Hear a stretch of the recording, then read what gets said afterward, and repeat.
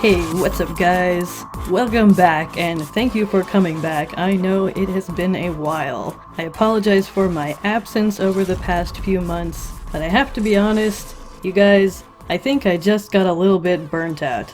I've really been struggling a lot to finish videos for a while now, and I mentioned this in another video before, and I still love Attack on Titan, I'm still reading the manga, but I think just doing the Attack on Titan reviews, videos every week is just getting a little too repetitive for me. Like, I think I know that a lot of YouTubers probably do, got kind of caught up in the whole, algorithm game, trying to get as many views as possible and blah blah blah.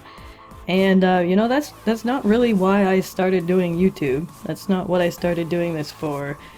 Not by a long shot, but once you get going, and I've heard this from so many other people as well, it starts to become this kind of spiral that you can't quite get out of.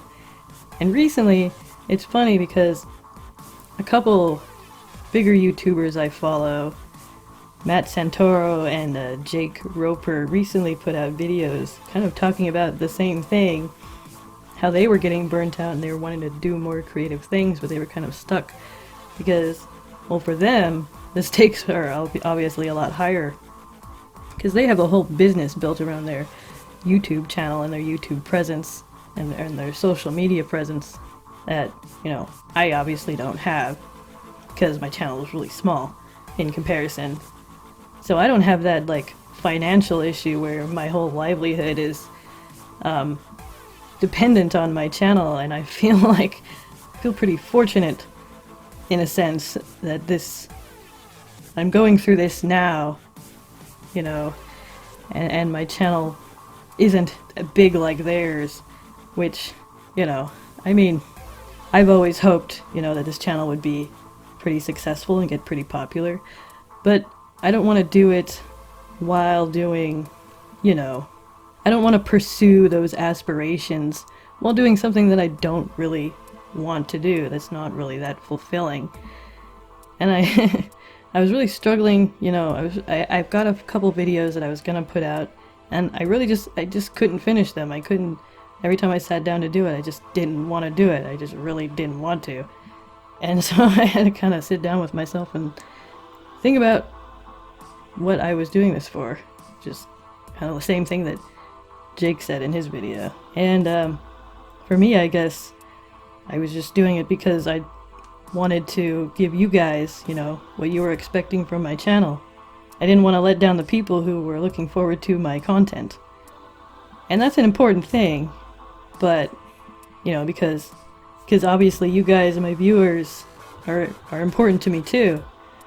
But at the same time, I gotta do what's best for myself. And after watching their videos and seeing the response from their audience, I feel more confident in being more honest about, I'm just not that enthusiastic about doing these same Attack on Titan videos as I used to be. I know that sucks to hear, I've had some YouTubers that I follow quit what they're doing, and it always sucks. And I hate to do that to you guys, but it's just kind of what happens, I guess. We're all just people, and creative people gotta be creative, And unfortunately, the way YouTube is set up, it kind of stifles creativity in a lot of ways. So, and I guess that's something that we'll all have to work around until hopefully something better comes along or YouTube changes.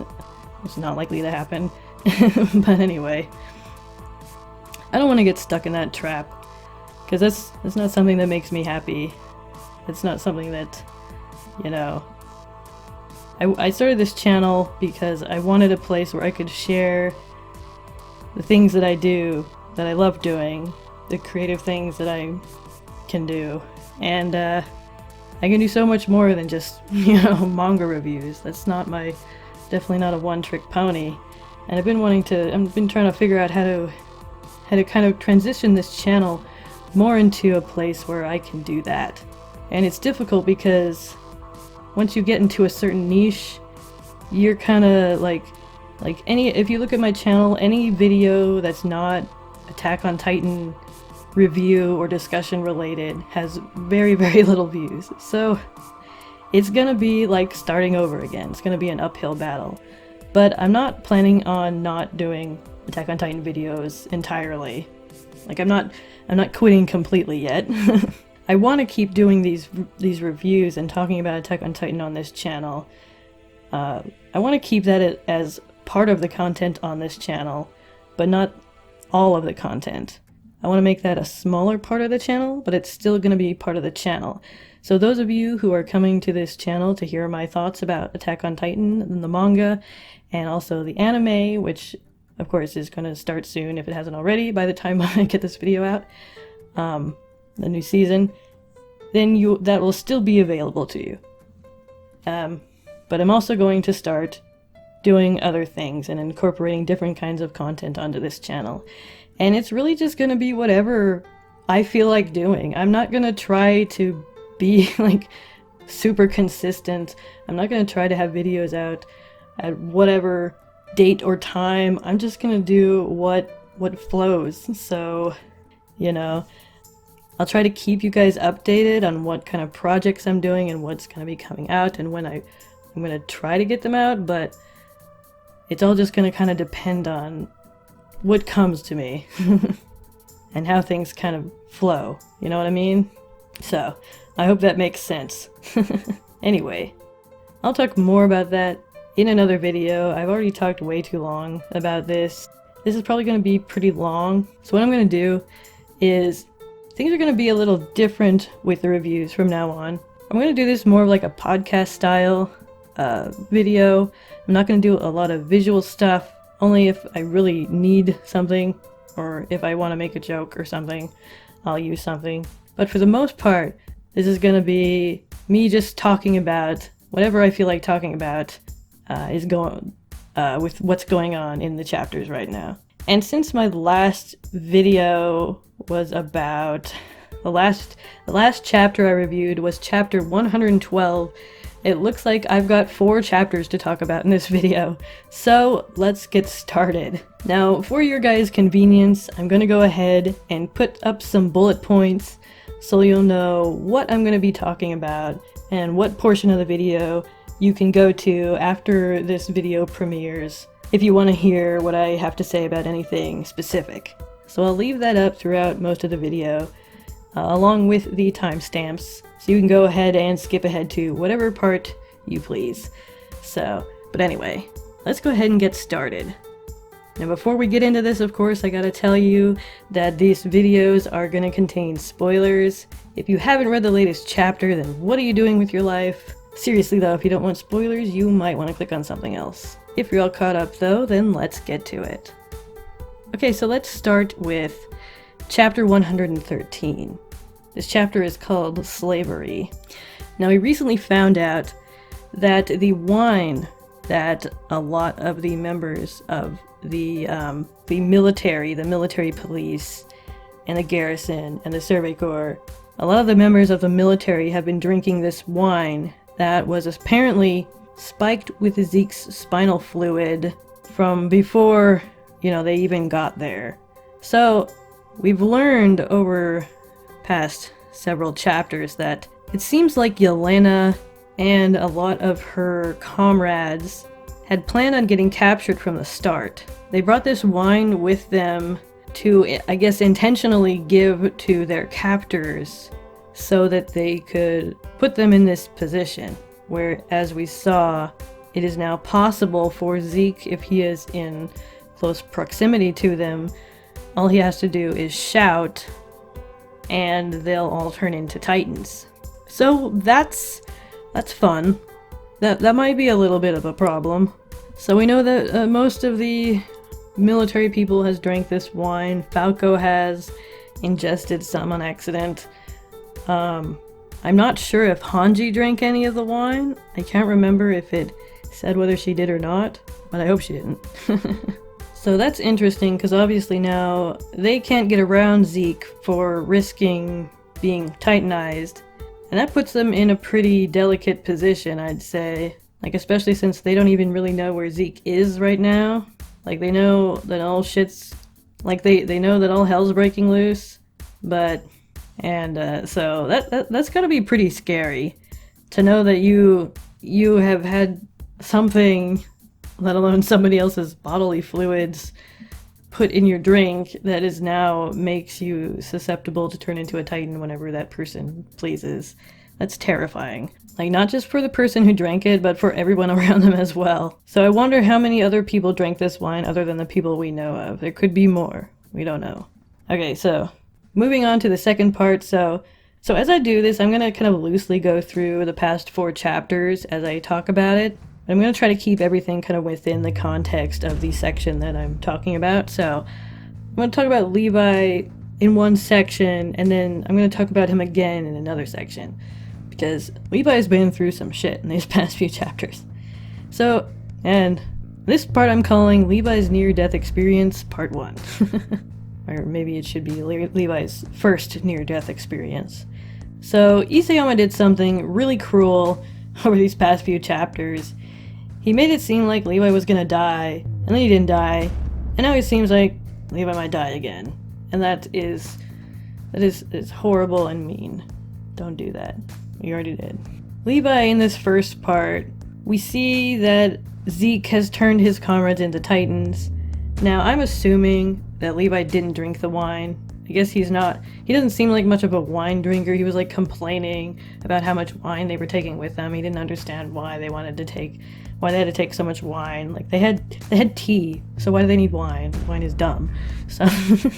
So I'm assuming either Levi didn't drink any of the wine at all, or he is somehow immune to Zeke's ability to turn people into Titans in this way because he is an Ackerman. Not really sure yet, but hopefully we'll find out later. Another thing that's interesting to note is the obvious parallels between this scene and the scene from the female Titan arc when Levi's first squad was killed. Now, I don't know, maybe Zeke had heard about this somehow. I don't know who he could have heard about it from. I guess he would have had to be through the paths or something. Reiner wasn't there. Annie is in a crystal. So there's no way Zeke could have known that this might be a situation that is particularly, I guess you could say, traumatic for Levi. Might be a little post-traumatic stress going on right there. Because we know that Levi lost his first squad in the Forest of Giant Trees, where they are now. Maybe not in the exact spot, but they're in the Forest of Giant Trees. And being attacked by Titans all around him. So he's being reminded of that loss and that failure. And that's pretty messed up. Whether Zeke knew this and meant to do that or not, that really sucks for Levi. But I don't know. Maybe I just underestimate Levi, but I was more worried about him being eaten by all those Titans being around and being killed by them than him not being able to kill them. I had no doubt in my mind that he would be able to kill them even though they were his squad. That's just Levi, that's what he does. That's his nature. He doesn't really get all emotional about things, and that's like his whole thing, is don't let your emotions get in the way of your decisions, No regrets, bro. So the fact that Zeke made this dire miscalculation, I think, is actually kind of funny. Because if you know Levi, like we all know him, and Zeke obviously knows nothing about Levi, then you know that he's not going to hesitate. He's all business. So I wasn't worried about his ability to kill them. I was just worried about his ability not to die while doing it. But I had a feeling he wasn't going to die yet.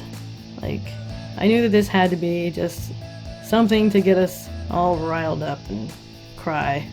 But we'll talk more about Levi in a little bit. For now, let's move on to Zeke. Alright, Now moving on to part 3, let's talk about Zeke's backstory. So chapter 114 gave us an entire chapter full of Zeke's childhood. Now this was pretty exciting for me. I've been waiting to see some backstory on this character for a while now, because he's been so surrounded in mystery all this time. Like, we really haven't learned a lot about him. But now that we've had this chapter, we've got more of an idea of where Zeke is coming from and why he's doing the things that he's doing. And what was interesting about this chapter, it had some things that I expected and some things that I didn't really expect. But what I was definitely expecting was that I would feel completely different about Zeke after hearing his backstory. Because that's kind of like that seems like it's kind of become part of the theme of Attack on Titan. Isayama likes to take these characters and have them do really horrible things, and then go back and show you their past and kind of try to humanize them. And he's very successful at it. It's a way of kind of trying to explain, I guess, or explore why people make the choices that they do, which I find super interesting and I think is really awesome writing. So, but anyway, Zeke, I suppose you could say, is kind of the epitome of this, as he is right now kind of the main villain. And we've been kind of hearing little bits about, little hints and clues about what he's planning to do, but, you know, none of it's been good. So, but this is super interesting though. We get to see that Zeke did indeed experience a lot of discrimination at a young age. But we also get to see that Zeke really wasn't a very good soldier. He had a lot in common with Reiner, I guess, in this way. He didn't excel at all. He was actually one of the last in his class. He was the last in his class. You can see him trailing behind in all the training exercises, and and Captain Maggoth like yelling at him and telling him to go home because he can't hack it. But he keeps being pushed by Grisha to do this. He really doesn't want to. Like, I can't help but feel bad for him, like, after reading this chapter 114, because he really didn't ask for any of this, but he was put in this position, and because of everything that happened, he kind of, I guess, Grisha ended up pushing him in the opposite direction. So I feel like we have to blame Grisha for a lot of this too. He was not a very good father. So we can see from a young age, Zeke is pretty smart. He is described as being one of the smartest characters in the story, maybe even smarter than Armin.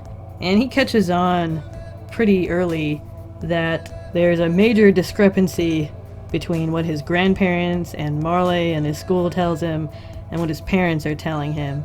And I don't think he's really sure what to believe at that age. You know, he knows he has to put on this act, like he believes all of the stuff that is considered general knowledge in Marley, and suppress the fact that he's being told the things that Grisha is telling him. And he also wants to make his parents happy, so he's going along with this, and he seems to be more enthusiastic, definitely more enthusiastic when talking about the stuff that Grisha believes to Grisha. And I feel like that might be connected to just trying to get his parents' approval, because he's never given it unless he does something, you know, that Grisha is telling him to do that has to do with being Eldia's savior. And we see over and over again that no matter how much Grisha pushes him, Zeke still can't make the cut. He's just not good enough. He just doesn't have that kind of skill set. And poor Zeke, he's just kind of all alone. He doesn't really have any friends because all the other kids seem to make fun of him for sucking so much. So then he meets this Xavier guy. So let's talk a bit about Xavier. Mr. Xavier, Tom Xavier, as we find out, is the previous holder of the Beast Titan. He tells Zeke that his Titan is pretty useless in war, so the reason he became a Titan is for the purposes of research. He's a scientist. He wanted to become a Titan in order to better study them, which I think is pretty interesting. And so when Mr. Xavier comes into Zeke's life, he provides for him not only someone who he can play baseball with, which is the one thing that he seems to be good at, and someone to kind of step in to be the father figure that he never had.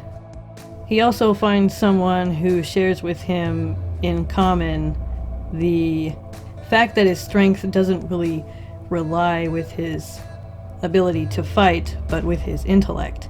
So Zeke kind of finds a kindred spirit with this Xavier fella, who we find out was kind of watching Zeke before he approached him. For whatever reason, it seems like Xavier took an interest in Zeke, and so he eventually decided to just meet him himself. Seems like through these conversations, Xavier was kind of maybe testing Zeke, trying to get information out of him to see if he was the candidate that he was looking for. He expresses a lot of skepticism towards the Marleyan story, and towards a lot of other different things that have to do with the Titans. And I think this kind of sparks a sense of skepticism in Zeke. He kind of teaches him to question everything around him, everything that he's being told, and make up his own decision. Which is probably what Zeke needed to hear, because he was being told totally different things from different people, pretty much probably his whole life. So Xavier kind of taught him how to make up his own mind, instead of trying to just make everybody happy. But then of course when we get to the scene where Zeke overhears that the Marley have found the rebellion group, Zeke, after failing to convince his parents to stop what they're doing, in the only way that he can, Xavier, upon finding out, convinces Zeke to turn his parents in. Now before we move on, I just want to make a note of this scene with Grisha when Zeke mentions Faye. Grisha has a very intense reaction, and the question that Zeke asks him is really gut-wrenching. He's telling them he wants them to stop, and they're telling him all the reasons that they can't, and all the reasons that they have to do this. And then he asks them, even if we end up like Aunt Faye? And Grisha just like freaks out. And Zeke says, well, Grandpa said if you hadn't gone outside the walls. And then Grisha says, what did I do wrong? I just wanted to see the airship. This scene is so depressing, because it's like, I mean, not only, because of the situation, but it's, these characters have nowhere to go, like, together. These characters are already on two completely different paths, and they can't end up on the same side, father and son. You can see that in this scene, because Grisha isn't going to budge, and Zeke, he can't carry on this way. Like, that kid the kid was going to break at some point if he had to keep dealing with this. So, this scene is just really heartbreaking. And I think it's probably actually one of the best scenes in this story, honestly. I don't know, there's just something about it. It just gets me, you know what I mean?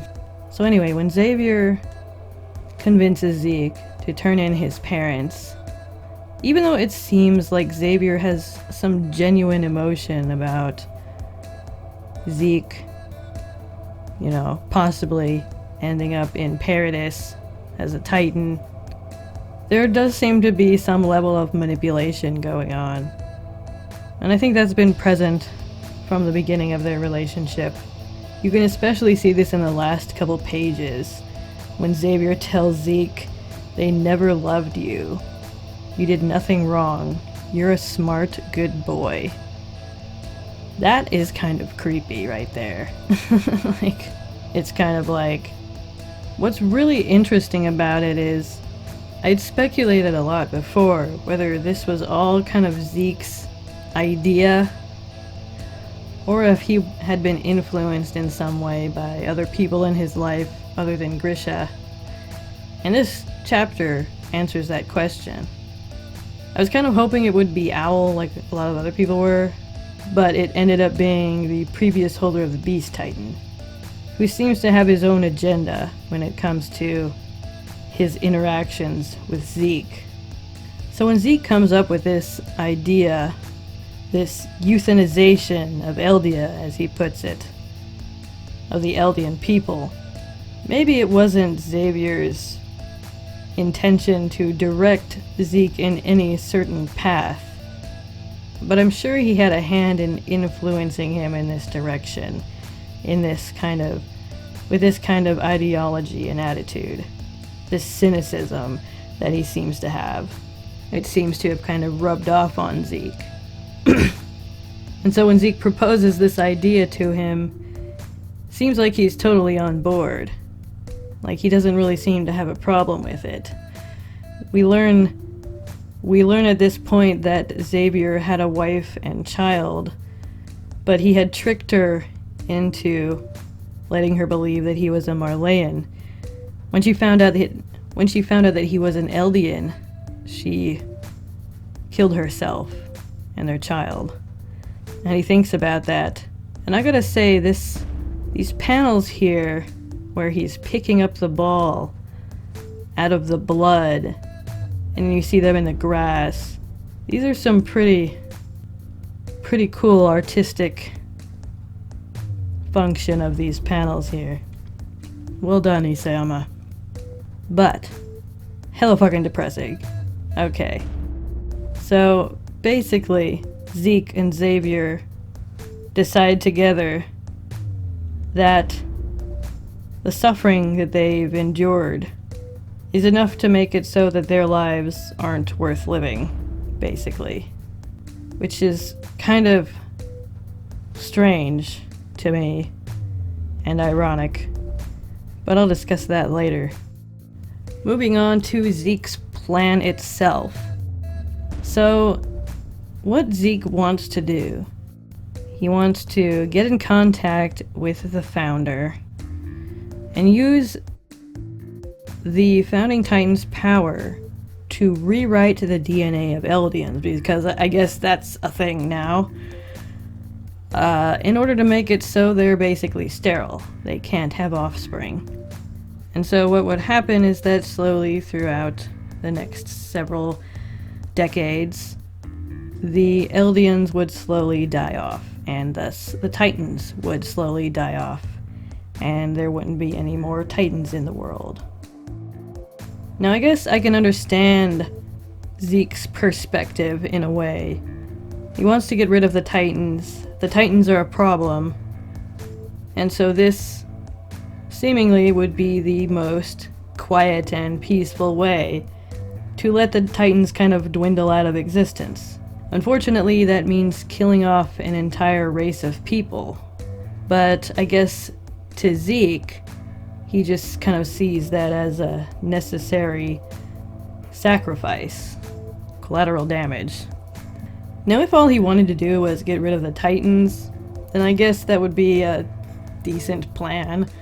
I mean, it's definitely morally questionable, but, you know, that's a whole other discussion for another time. But the fatal flaw that I see in Zeke's rationality is the idea that he is somehow going to eradicate suffering from the world by getting rid of the Titans. As we know, living in a world similar to theirs that doesn't have any Titans, suffering exists with or without Titans. War exists with or without Titans. And Titans may or may not make war more or less horrifying. Probably more horrifying. Now, us living in a world where Titans do not exist, we know this to be true. Unfortunately, Zeke does not have the perspective that we do to understand this. I think that he and a lot of people in this world really do believe that most of human suffering comes from the existence of Titans. Titans and Eldians are an easy scapegoat. But obviously it doesn't take a genius to look at the whole situation and determine that that is not true. So Zeke, despite being as smart as he is, also seems to have a case of tunnel vision. Despite his intellect, he is motivated mainly by emotion, and he's using his intellect to carry out what he feels emotionally is the best option. He's under the false presumption that once the Titans die out, that there will be peace in the world. At least that's what it sounds like he's suggesting. That's a little bit disappointing to me. I was hoping that Zeke would be a little more... I don't know. I didn't think he would be as... I guess I was under the impression that Zeke was more autonomous than he actually was. Even though it sounds like he came up with this idea on his own. I don't know. There could possibly have been a point during their many years together that Xavier kind of low-key suggested the idea to him. You know, kind of like persuaded him, make him think it was his idea. And then when he said this, Xavier was like, okay, cool. So, that's what I think about that. I wonder if Zeke is going to succeed. I guess we'll have to see. It all depends on Eren at this point. And we'll talk about him in a little while. But right now, we're gonna go ahead and talk about his cronies. So, the Jaeger faction. What an interesting group of people they are. Between Yelena and Flock, I think they've taken up at least half the crazy in this whole story.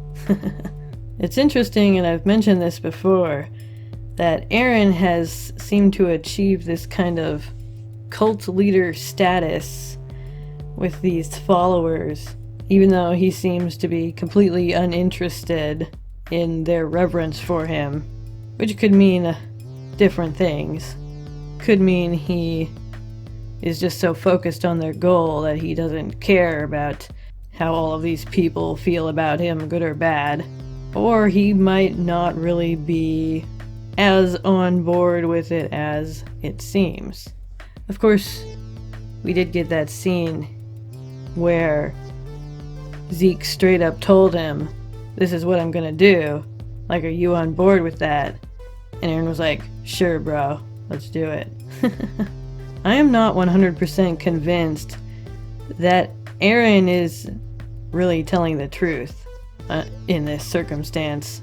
And there's this moment when Eren is thinking back to when he kissed Historia's hand during her coronation, I guess. And it seems to suggest that in that moment Eren saw a glimpse of when he recalls more of Grisha's memories. And he says that he didn't just remembered seeing what happened, but feeling what happened when his father crushed all those people as a titan. Ugh, gross. That's just gross. And as he's thinking about this, he seems to justify his father's actions, saying that if he didn't do that, then Eren would have died and they'd all be back to square one. But then when Zeke asked him if he thought their father was right, Eren said the old man was mistaken. I'm just another one of his mistakes. So he's kind of like, he's being kind of vague, you know? He's being kind of wishy-washy. He's not really being totally forthcoming, it seems like to me, to Zeke. I really don't think Eren is dumb enough to just blindly trust Zeke at all. So, still holding out for Eren to not end up just being a complete douche. In the end, of course, he concludes that, oh, if there were no Titans, there would be no suffering, blah blah blah. Again, this is inherently false, but these characters aren't aware of that because they have not experienced a reality where Titans do not exist. So their natural inclination, I guess, and thanks to the help of Marley as well, they are just predisposed to blaming the Titans for everything. And thus blaming the aliens for everything. So Zeke's like all super happy that Eren's on board, and he wants to go all like do mushy brotherly things. And it's kind of weird. It's like, let's play baseball, woo! He says they probably shouldn't shake hands right now because they don't know what's gonna happen. So he gives him a baseball instead. Now we'll talk more about Eren in a little bit. Let's go back to Yelena and the Jaeger faction. What I'm curious about is where all of this blind faith comes from. Zeke is definitely a smooth talker and a good manipulator, but he doesn't seem to be the kind of person who's good at putting on a show to persuade a lot of people at once. But oh, look at that. Seems that Yelena is. As we see her standing in front of a bunch of people, it looks like she's preaching to them or something, with Zeke behind a door or a wall.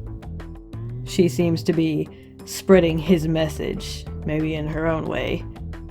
And she seems to be pretty good at it, seeing as she's recruited a whole bunch of people.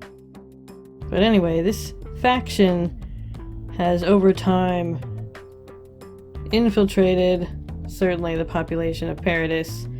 We see obviously Flock join them and a bunch of others. And Yelena's pretty much in charge now. Like, they've taken over the military. They've got everybody hostage. They're holding everybody hostage. So she basically seems to be just trying to keep everybody in one spot while Zeke and Eren go and do their thing. And in the most recent chapter, she actually tells our characters, Jean and Connie and Armin and Mikasa, who are all sitting in a jail cell right now, about what they plan to do. And for some reason, Armin starts crying.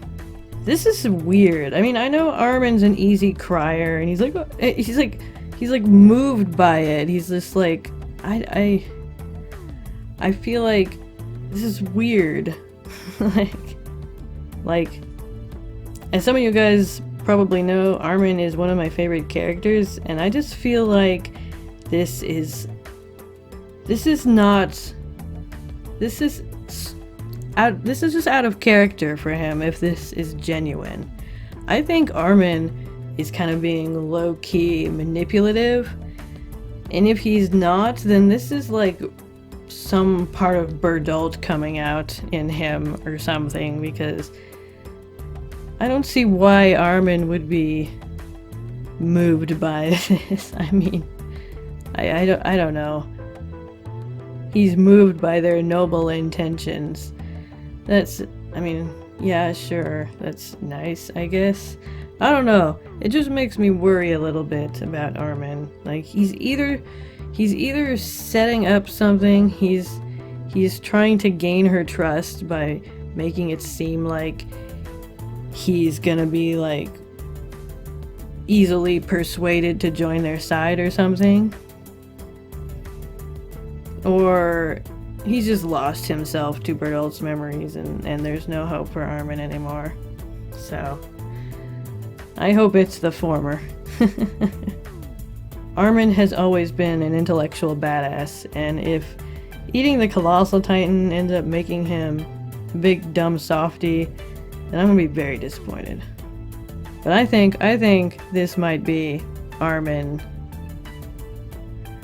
I think this might be Armin's dark side coming out again a little bit. Only it's more subtle than it was before because he's older and smarter now and more experienced, maybe. I believe in Armin's dark side. Yes. That is what's going to save the day. But anyway, we'll talk more about the Jaeger faction some other time. I could probably do a whole video on them and their plan and what they're doing. To be honest, things are getting so complicated in the story right now. I'm having a little trouble keeping it all together. So, but we'll take another look at that some other time. For now, let's move on to Levi again. Oh, Levi. Why do you have to be so stupid sometimes? Like, you're all fucked up now. Jeez. Look at that nasty ass gash in his face. Like, that's gonna leave a gnarly scar. So, Levi's near-death experience part 2. Question of the day. Do you guys think Levi is dead or not? Now in this scene when Hanji finds him, she obviously is lying when she tells Flock that he's dead, because Flock wants to put a bullet in his head just to make sure. But the fact that she was obviously lying gives me some hope that Levi is still alive. Then there could be the chance that she just couldn't tell whether he was alive or not, and didn't want it, we don't want a bullet to go in Levi's head for any reason, ever. Dead or not. Maybe if he's suffering so bad that, like, putting him out of his misery would actually be better for him, but I don't want to think about that. Okay. So, Levi, poor Levi, he's all fucked up. He's got, like, wood sticking out of his face, freaking big-ass fragments of either wood or glass or metal or something. He looks like he's still got both legs, but he might have lost an arm. Maybe both. There seems to be a sword handle with a couple fingers still attached to it, so definitely one arm or one hand is gone. But I definitely think he's still alive, and here's why. If you look closely at these two panels when she first comes up to him, he's clearly looking at her. Like, you can see his eyes, they maybe even open a little bit when she comes up to him. It's kind of hard to tell, but once you take a good look at it, it's pretty obvious. I mean, maybe he is dead and he just happens to be staring off in that direction, but it definitely looks like he's looking at Hanji. And then a couple pages later, in another panel, it looks like his eyes are closed again. If Levi is opening and closing his eyes, then that definitely means he's still alive. So, whether he's going to survive going down the river with all those injuries is another question.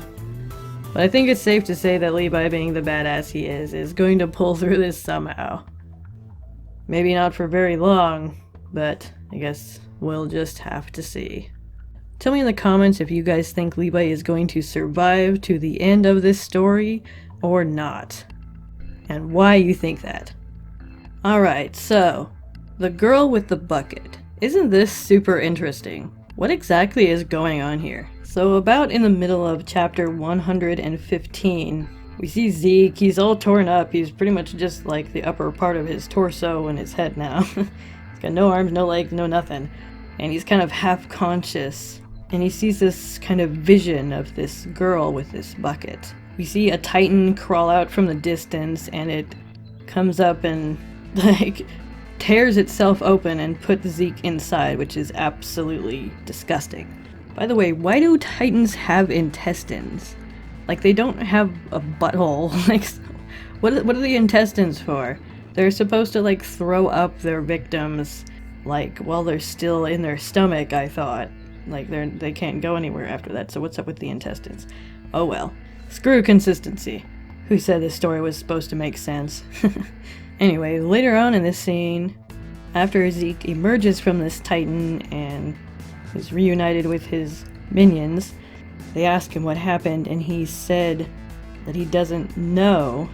He said, "A girl I've never met before molded my body out of earth. I was in an unknown land, and all I could do was watch. It feels like I was there for years, but it also felt like it was over in an instant." And as he's watching this girl rebuild his body out of dirt, he's looking at her and he's saying, "I see. So that must be the path." So what exactly does this mean?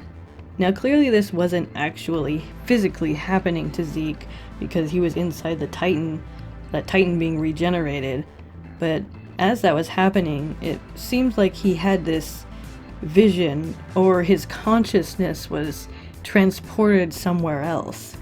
And other people have pointed out that this scene with Zeke looking up at the stars is very similar to that scene with Ymir after she awoke, after becoming a Titan.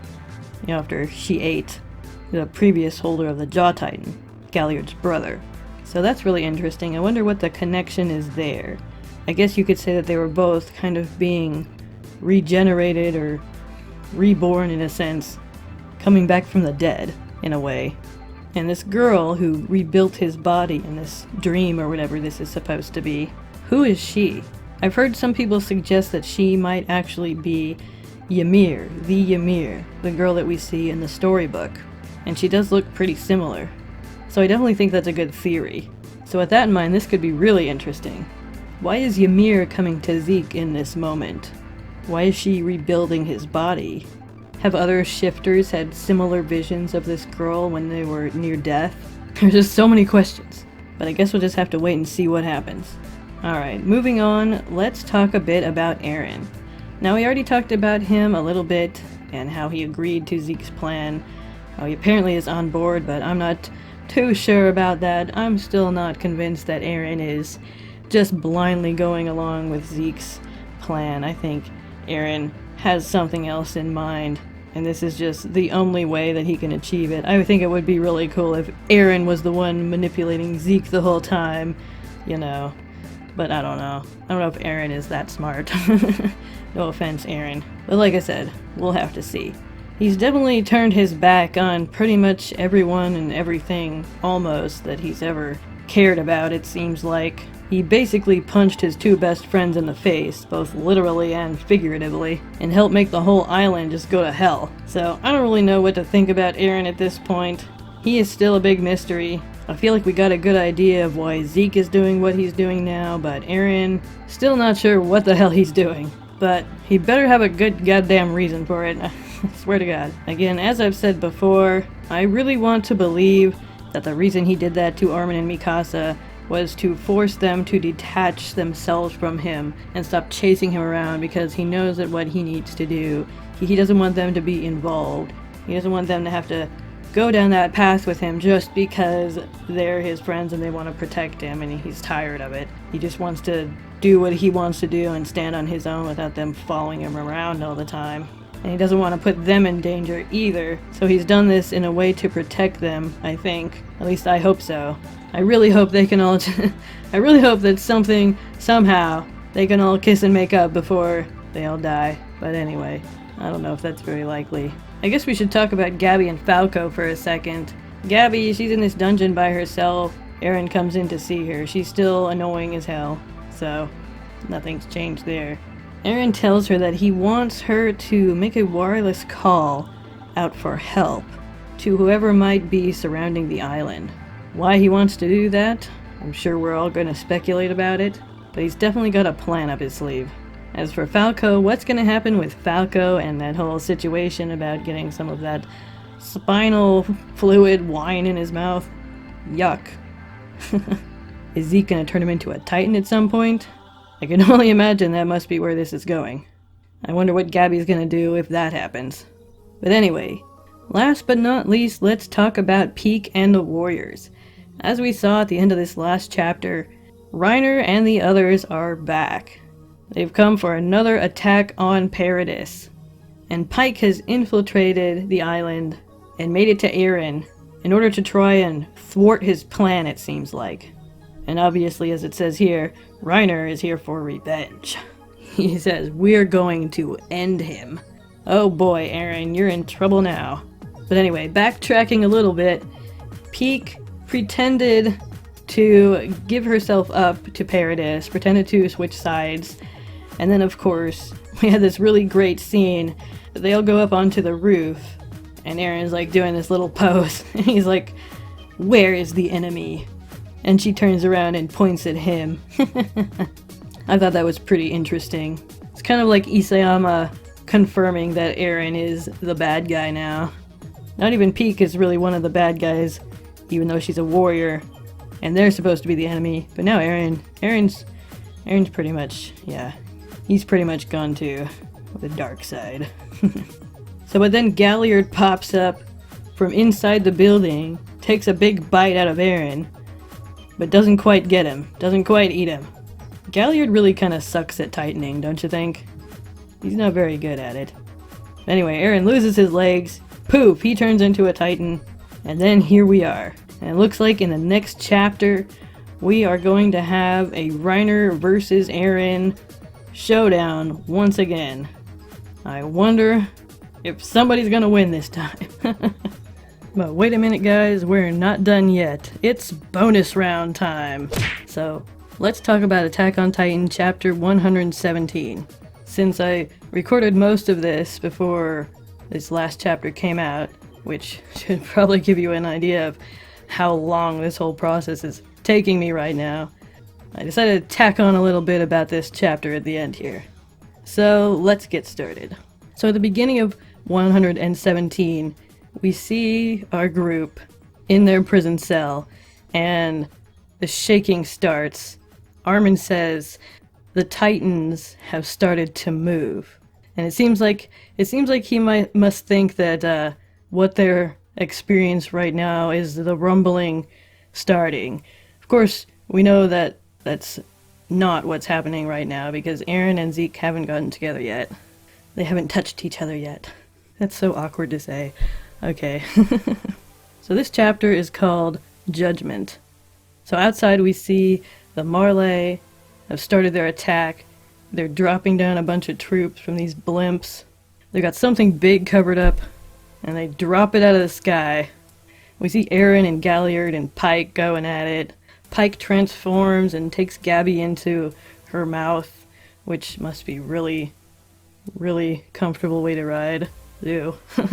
And Eren looks up and sees all these Marley soldiers falling out of the sky. Yelena starts yelling at him, telling him that they need to hide, and he totally ignores her. And then we see Reiner, and Eren deduces that it's probably because of him that Marley is attacking right now.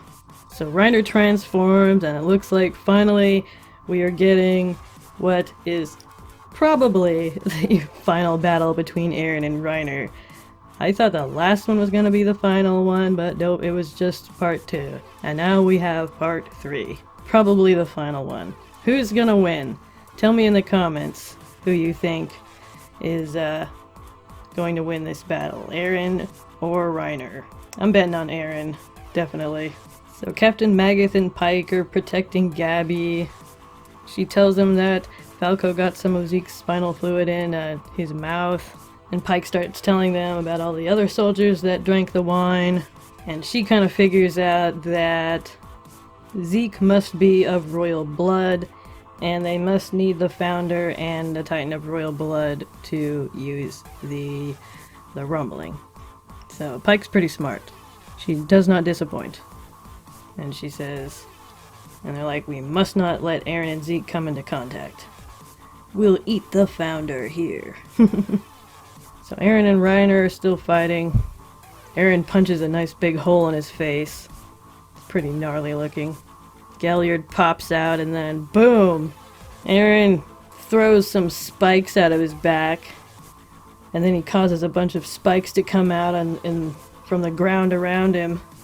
So I definitely think we can say he has the Warhammer ability now. So Eren's got him pinned pretty much.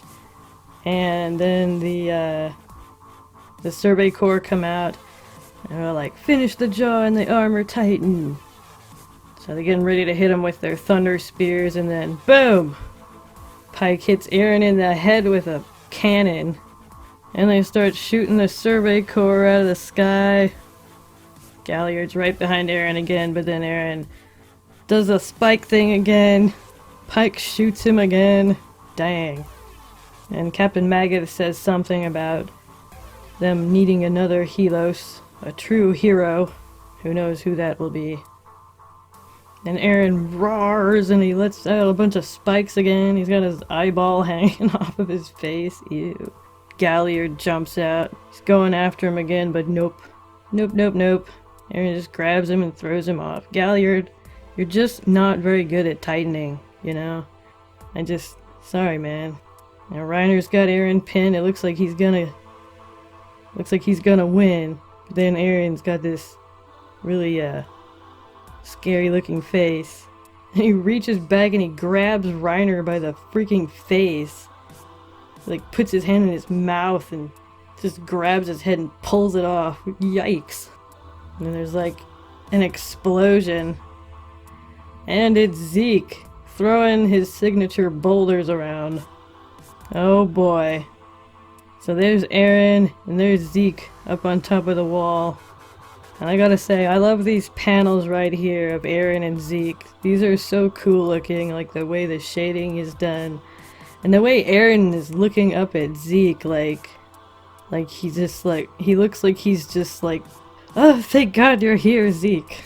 Save my ass. I think those are just really cool how Isayama drew those panels there. And that is the last page, so dang. Tell me what you guys think is gonna happen in the comments. Do you think Eren and Zeke are gonna be able to make it to each other? Are they gonna use the rumbling? Is Zeke gonna be able to save Eren?